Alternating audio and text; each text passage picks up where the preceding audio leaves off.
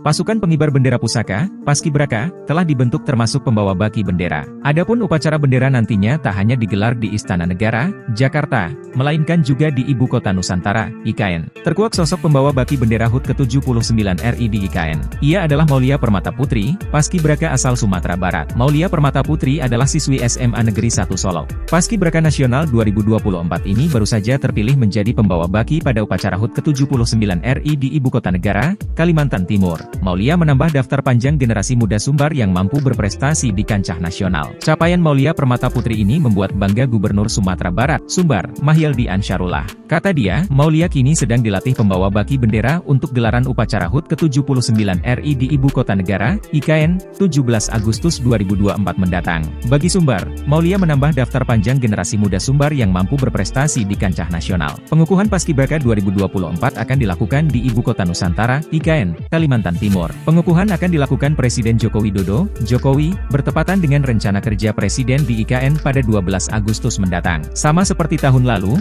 jumlah anggota Paskibra tahun 2024 yakni 76 orang yang berasal dari seluruh provinsi di Indonesia. Para Paskibraka yang dikukuhkan nanti akan bertugas mengibarkan bendera pada peringatan HUT ke-79 RI di Ibu Kota Nusantara, IKN, Kalimantan Timur. Selain itu juga akan ada kirap duplikat bendera pusaka, dari Jakarta ke IKN yang akan dilakukan oleh sejumlah Purna Paskibraka 2023.